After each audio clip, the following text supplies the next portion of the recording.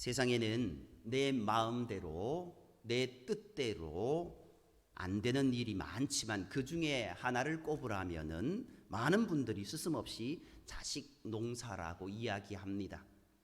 부모가 교육 전문가라고 해도 이 문체만큼은 누구도 자유로울 수 없고 아무도 자신 있게 큰 소리 칠 수 없습니다.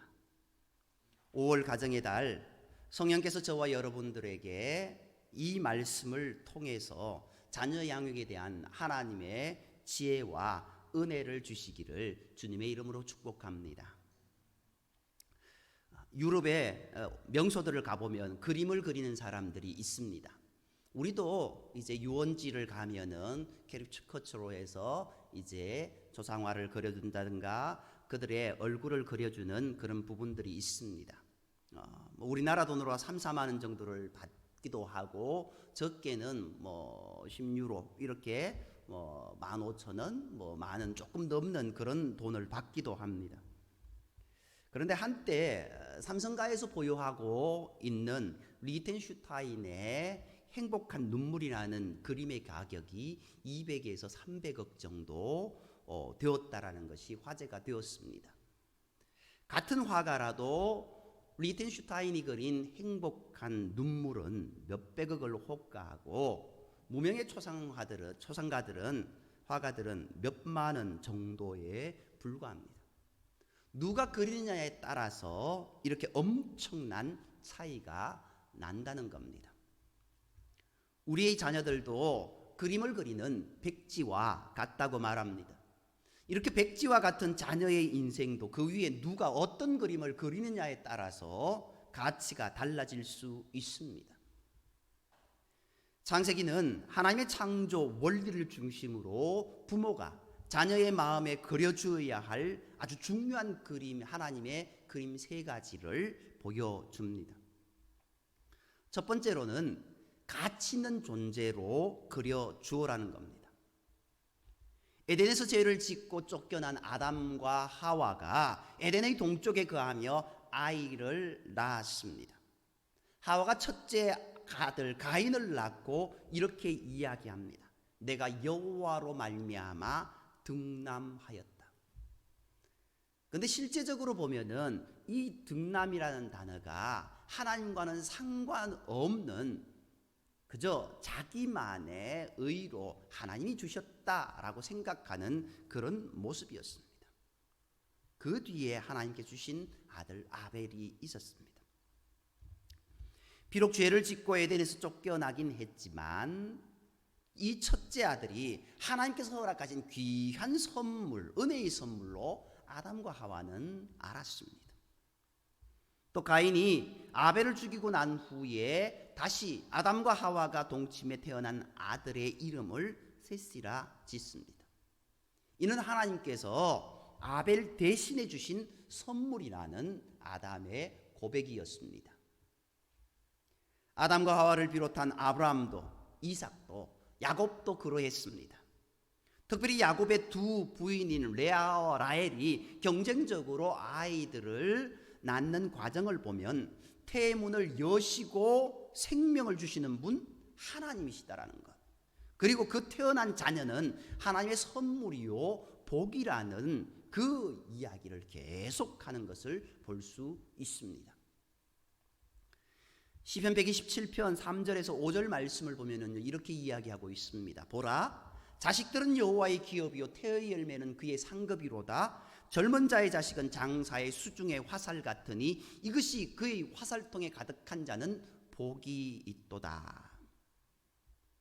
시편의 이 말씀처럼 자녀는 애물단지나 나를 힘들게 하는 존재가 아니라 하나님께서 주신 기업이요 상급이요 복덩이라고 성경은 우리에게 말해 줍니다. 그런데 대부분 자녀가 이 사실을 잘 모릅니다. 부모 역시 잘 모르거나 안다고 해도 그렇게 고백하는 것을 잊어버렸습니다. 교육부 장관을 지낸 서울대학교 교육학과의 문용민 교수는 이렇게 말합니다. 부모가 아이에게 물려주어야 할 최고의 유산은 돈이 아니라 자기 성찰력이다. 공부 때문에 심한 스트레스를 받을 때 이 스트레스를 적절하게 없애면서 새로운 마음으로 다시 책을 집어드는 아이가 있는가 하면 스트레스를 이겨내지 못하고 필요 이상으로 쉽게 좌절하는 아이가 있다. 그런데 가만히 보면 공부하면서 받는 여러 스트레스를 잘 이겨내면서 다시 책을 잡는 아이는 자기를 성찰할 줄 아는 아이다. 직장 생활을 하면서 받는 다양한 스트레스를 적절하게 처리하면서 새로운 마음으로 하루를 시작하고 한 달을 시작하고 한 해를 시작하는 직장인 자녀가 있는가 하면 스트레스를 이겨내지 못하고 필요 이상으로 좌절하며 직장을 이곳저곳 옮겨 다니는 자녀가 있습니다. 이 둘 사이에 무슨 차이가 있을까요? 자기 자신을 돌아보고 성찰하는 능력에 따라 차이가 난다는 겁니다. 여기서 알아야 할 중요한 것은 공부나 직장이나 어떤 여러 가지 스트레스를 이겨내고 다시 일을 시작하거나 다시 책을 집어들 수 있도록 해주는 것은 순전히 부모의 몫이라는 것입니다. 모든 부모는 자식을 잘 키우고 싶은 열망이 있습니다. 자녀에게 필요한 지식을 전하기 위해 애를 씁니다. 좋은 학교와 학원을 보내고 과외도 시키며 나름의 노력을 기울입니다. 물론 이런 것들도 중요하고 필요합니다만 더 중요한 것은 자녀의 마음 바탕에 분명한 자기 존재의 가치를 그려주는 일입니다.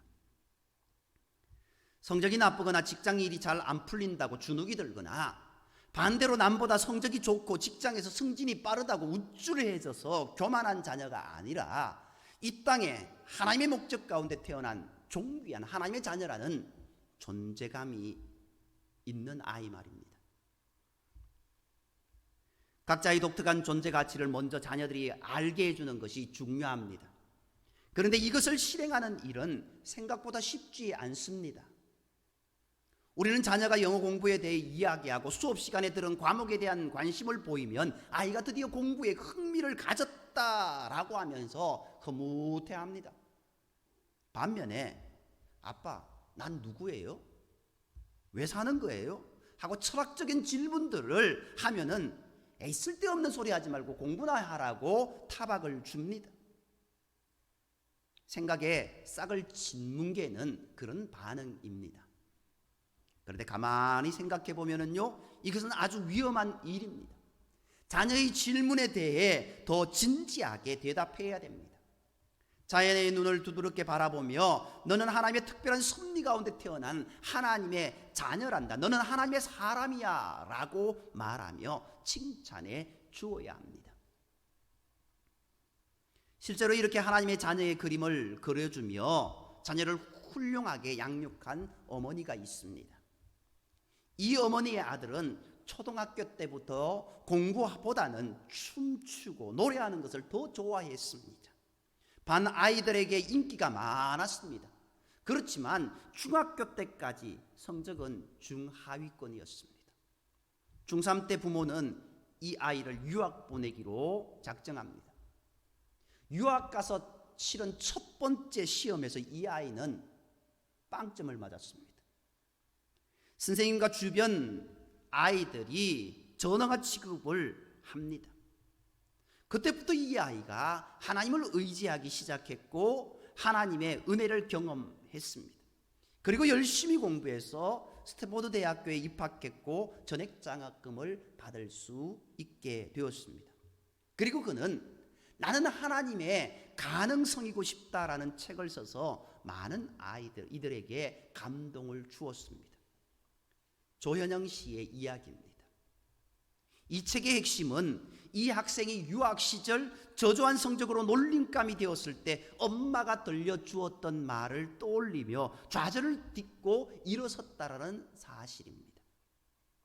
이 어머니는 수시로 자녀의 이름을 부르며 너는 엄마가 기도로 낳은 아이란다. 너는 특별한 아이야. 엄마가 하나님께 받은 기도의 응답이야 라고 이야기했다고 합니다. 학업에 열중하지 않고 놀기만 해 성적이 저조한 자녀를 둔 부모의 마음, 불안한 것은 아마 마찬가지일 겁니다. 그러나 이 엄마는 자녀에게 불안과 불만을 표현하는 대신 자녀가 얼마나 귀한 존재인지를 계속해서 알려주었습니다. 좌절의 순간에 절망한 아이의 마음속에 엄마의 말이 떠올랐다고 합니다. 정말 힘들고 포기하고 싶었을 때 엄마가 늘 해주었던 나는 하나님의 택함받은 자녀라는 말이 떠올랐다는 겁니다. 그 말이 삶의 원동력이 되어서 다시 시작할 수 있었다고 고백합니다. 자식을 아무리 사랑하는 부모라 해도 언제까지나 자녀를 보살필 수는 없습니다. 언젠가 자녀가 혼자 서야 할 때가 옵니다. 인생의 큰 위기를 만날 수도 있습니다. 그런데 부모 없이는 아무것도 할 수 없는 사람으로 성장하면 어떻게 되겠습니까? 이 땅에서 자녀와 살아가는 동안 자녀의 마음속에 너는 하나님의 존귀한 자녀다라는 믿음, 너는 특별한 존재라는 이 가치를 심어주시기 바랍니다. 그래야 위기 속에서 주저앉지 않고 다시 일어설 수 있습니다. 자녀에게 이 믿음을 심어주기 위해서는 먼저 부모에게 이에 대한 확신이 있어야 됩니다. 자녀가 내 소유가 아니라 하나님의 선물이라는 고백이 있을 때에만 이를 확신할 수 있는 겁니다. 두 번째로 삶의 규칙을 심어주십시오. 자녀로 하여금 하나님의 자녀라는 신분에 맞는 삶을 살아가게 하려면 하나님의 법을 그들의 마음에 그려주어야 합니다. 이 세상은 매우 혼돈스럽습니다. 국가 간에 또 한 나라 안에서 정해진 규칙이 없다면 아마도 이 세상은 금방 멸망하고 말 것입니다. 마찬가지로 자녀들의 내면에 분명한 삶의 규칙이 없다면 세상의 풍조에 따라가고 사탄의 유혹에 넘어가서 욕망을 따라 사는 인생이 되고 말 것입니다. 하나님께서는 우리 인간을 창조하신 후에 제일 먼저 인간이 지켜야 될 분명한 삶의 규칙을 주셨습니다. 그것이 오늘 처음 읽은 창세기 2장 16절에서 17절입니다. 우리 다 같이 한번 합독하겠습니다. 창세기 2장 16절 17절입니다. 합독하겠습니다. 여호와 하나님이 그 사람에게 명하여 이르시되 동산 각종 나무의 열매는 내가 임의로 먹되 선악을 알게 하는 나무의 열매는 먹지 말라. 내가 먹는 날에는 반드시 죽으리라 하시니라. 아멘. 그런데 어떻게 되었습니까? 이 규칙을 지키지 않은 결과 에덴 동산에서 쫓겨나게 되었고 죽음을 맞닥뜨리게 되었지 않습니까?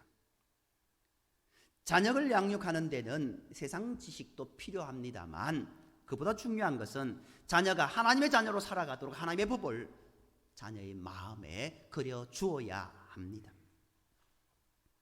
보통 자녀를 키울 때 많은 부모들이 자녀의 행동을 먼저 통제합니다. 공손한 태도, 순종적인 모습, 올바른 행동을 하도록 가르치고 그런 모습이 보이면 칭찬을 합니다. 그런데 아이의 마음은 겉으로 드러나는 행동과 다를 수 있습니다. 겉으로는 엄마가 원하는 대로 공손하고 순종하며 올바른 행동을 하지만 속마음은 완전히 비뚤어져 있는 경우가 있습니다. 그러므로 행동을 요구하기 전에 먼저 아이의 마음을 지켜줄 수 있는 근본적인 교훈과 가르침을 주어야 합니다. 잠언 4장 23절 말씀에 이렇게 이야기하고 있지 않습니까? 모든 지킬 만한 것 중에 더욱 내 마음을 지키라. 생명의 근원이 이에서 남이니라. 내 마음을 지키지 못했기에 아담과 하와는 그 낙원에서 쫓겨났고 영원히 살 수 있는 그들의 모습 가운데 죽음으로 끝나버렸던 모습을 보게 되지 않습니까? 여러 가지 세상의 유혹, 쾌락의 욕심, 소유와 집착에 직면했을 때 가장 먼저 우리의 마음을 다스리도록 해주어야 한다는 겁니다. 유혹을 거부할 수 있도록 훈련되어야 하는 겁니다. 유혹을 거부하는 비결은 예수 그리스도의 법이 우리 자녀의 마음에 들어 있어야 하는 겁니다. 예수 그리스도가 그 마음에 있을 때 이루어지는 성령의 법으로 가능한 겁니다. 성령의 법은 죄와 사망의 법을 다스리기 때문에 어떤 상황 속에서도 자기 자신을 제어할 수 있게 합니다. 어린아이일지라도 가죽옷에 담긴 사랑과 그리스도인은 예수 그리스도로 말미암아 십자가의 사랑으로 용서받은 존재라는 사실을 알게 될 때 비로소 죄책감에서 해방되고 다른 사람을 용서할 수 있게 됩니다. 자녀가 실수로 죄를 지을 때가 있습니다. 그럴 때 보면은 예수님께 나아가 진실로 회개하도록 권면하고 예수님으로 말미암아 죄 용서를 받는다는 확신을 심어 주어야 합니다. 그래야 자녀가 다른 사람의 죄에 대해서 용서와 사랑의 마음을 품을 수 있게 되는 겁니다. 이 같은 성령의 법이 자녀 안에 있을 때 자녀의 행동이 다스려지고 삶이 지켜집니다. 세상의 도덕에 비추어 탐심, 정욕, 이기심 등을 갖지 말라고 가르치는 데서 그칠 것이 아니라 그러한 마음이 왜 하나님의 영광을 가리는지를 설명해 주어야 합니다. 예수 그리스도가 마음의 중심에 계시지 않는다면 삶의 규칙을 가르치는 것은 불가능합니다. 그런데 여기에서 주의해야 할 것이 한 가지 있습니다. 말로만 하는 가르침은 변화를 일으킬 수 없다는 사실입니다. 성경이 우리에게 분명하게 이야기하는 것이 있습니다.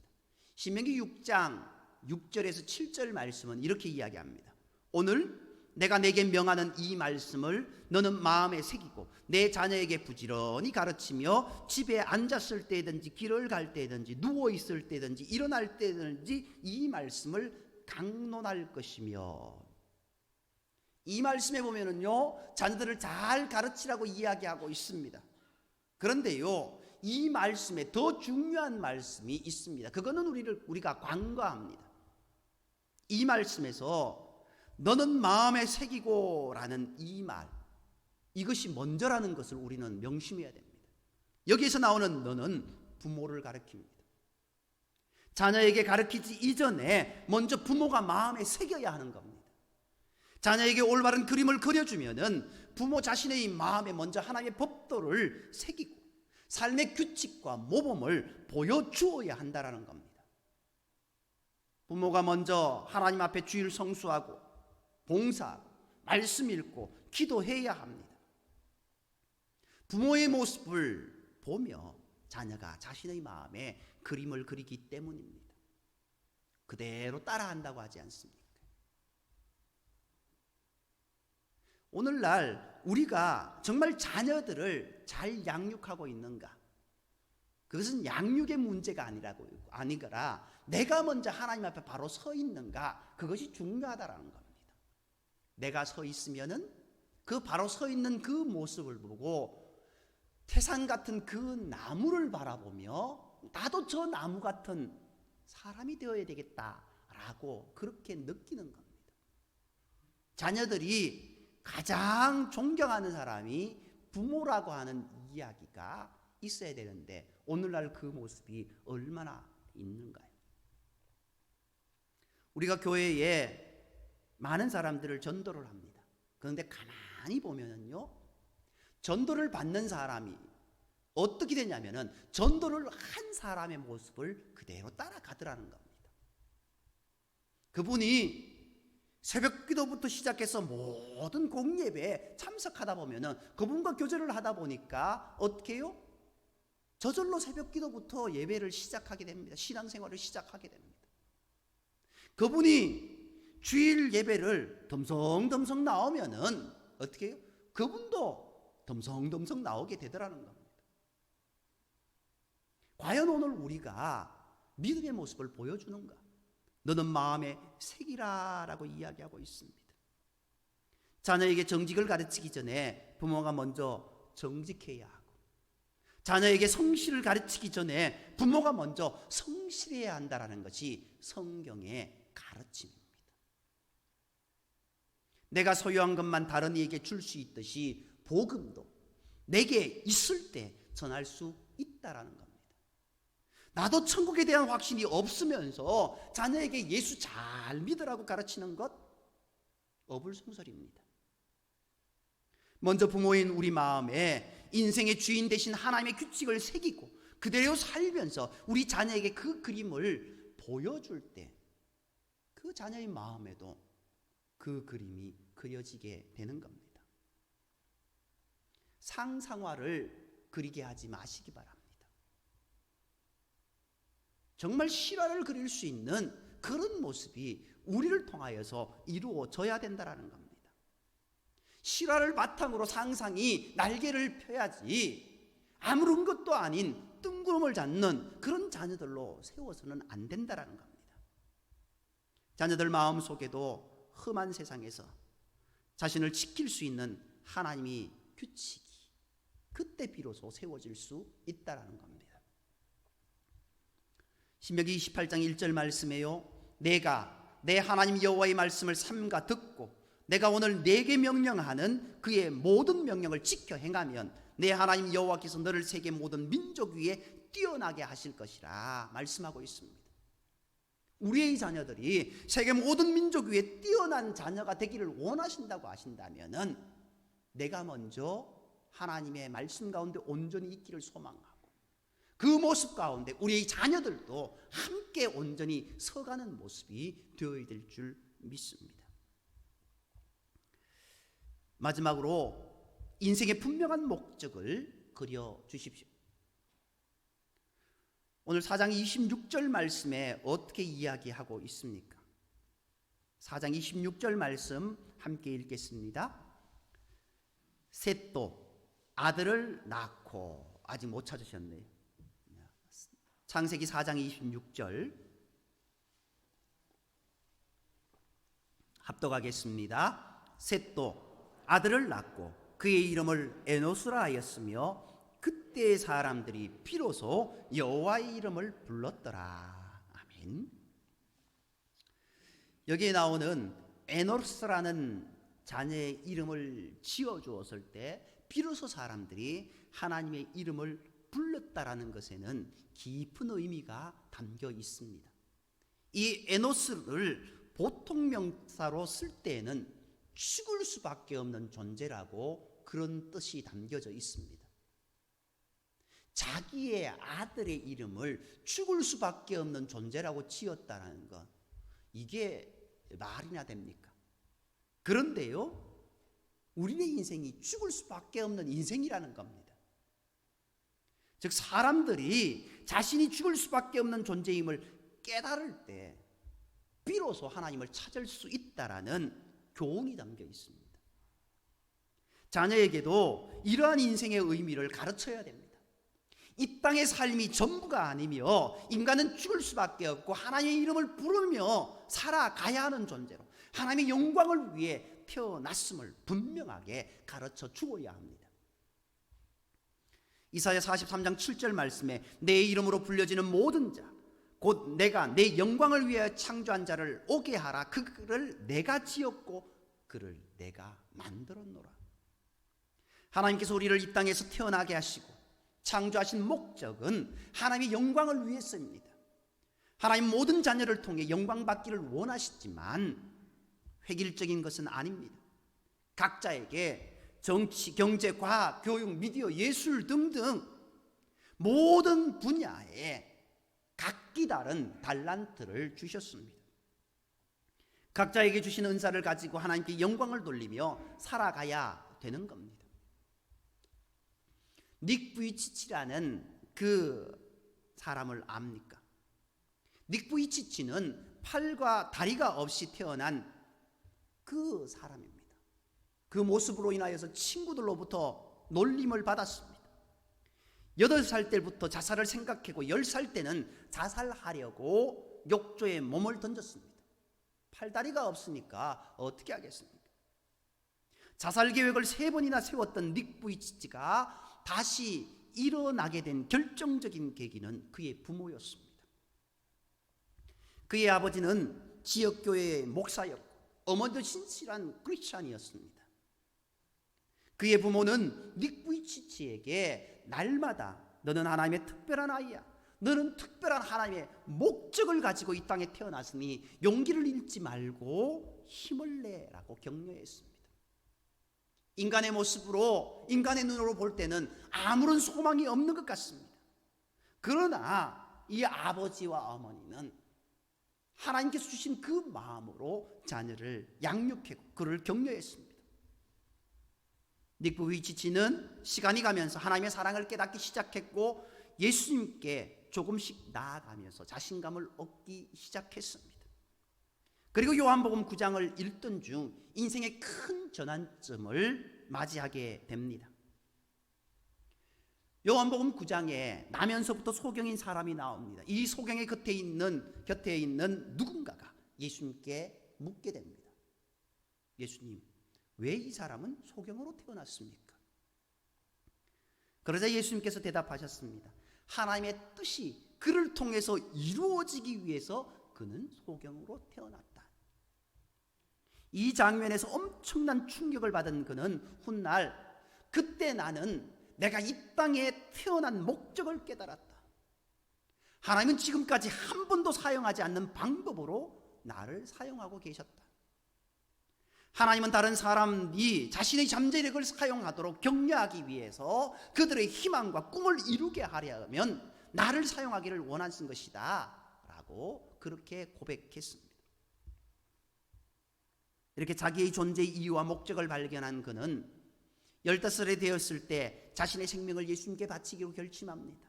17살 때 처음으로 다른 사람 앞에 나아가 간증을 했습니다.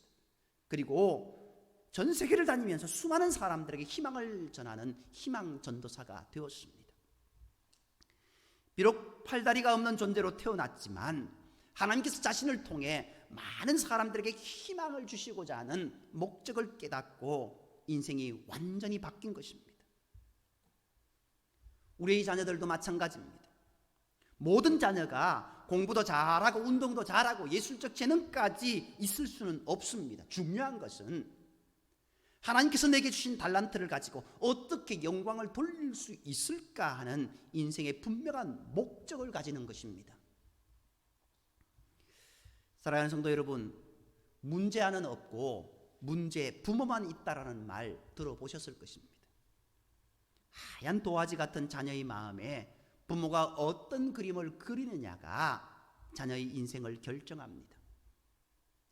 자녀의 인생이라는 종이 위에 부모가 자기 욕심을 따라 원하는 그림을 그린다면 그것은 부모의 인생이지 자녀의 인생은 아닐 겁니다. 세상의 가치관에 따라 마음대로 붓을 올리는 부모가 되지 마시기를 바랍니다. 하나님이 내 자녀의 인생 도화지에 그림을 그리시도록 맡기시기 바랍니다. 부모는 자녀가 자신의 정체성을 알고 삶의 규칙들을 받아들여서 하나님의 영광을 위해 각자에게 맞는 달란트를 개발하고 열매 맺으며 살아가도록 가르쳐야 합니다. 그럴 때 하나님이 자녀의 인생에 큰 그림을 그려주십니다. 자녀의 인생은 하나님이 완성하실 때 헤아릴 수 없는 가치를 지니게 됩니다. 이것이 자녀에게 물려줄 수 있는 최고의 유산임을 기억하시기 바랍니다. 물론 오늘 이 자리에 앉으신 분들 거의 절반 이상은 자녀들을 다 이제 성장시켜서 출가시킨 그런 가운데 있습니다.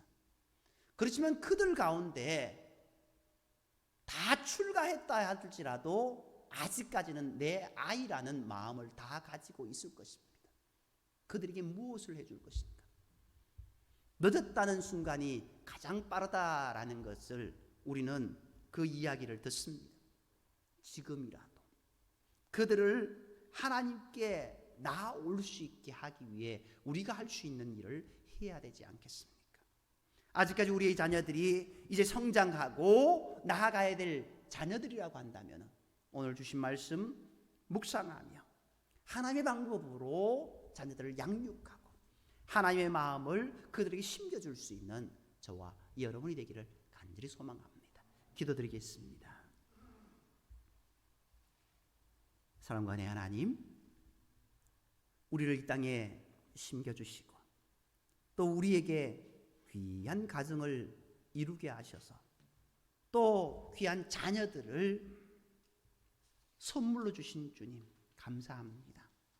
선물로 받았는데 그 선물을 내팽개치는 어리석은 우리가 되지 않게 하시고 하나님이 주신 귀한 선물, 귀한 것으로 그렇게 간직하고 하나님께 맡기며 하나님의 은혜를 따라 그들을 잘 양육할 수 있는 은총을 허락하여 주옵소서. 하나님, 주의 몸된 교회 속에서도 교회 학교 학생들이 있습니다. 저 어린 심령들 코로나로 인하여서 예배의 자리로 나오는 것이 뜸하고 또 같은 또래의 예배가 없어서 힘든 가운데 있습니다. 하나님, 그들 가운데도 함께 가여 주셔서 정말 하나님을 알아갈 수 있는, 정말 이 시간에 하나님을 찾을 수 있는 저들이 될 수 있도록 인도하시옵고 우리가 날마다 주의 사랑을 보여주고 주의 은혜를 보여주고 주의 말씀을 가르쳐 줄 수 있는 은총을 허락하여 주셔서 주의 몸된 교회가 든든히 세워져 갈 수 있는 은혜를 허락하여 주시고 주의 몸된 속에 속한 각 가정마다 하나님의 은혜로 기쁨의 모습들이 넘쳐나는, 웃음꽃이 넘쳐나는 복된 가정들이 되게 인도하여 주옵소서. 모든 말씀을 사랑하시는 예수님의 이름을 감사하며 기도드립니다. 아멘. 우리 말씀을 기억하면서요, 찬송가 506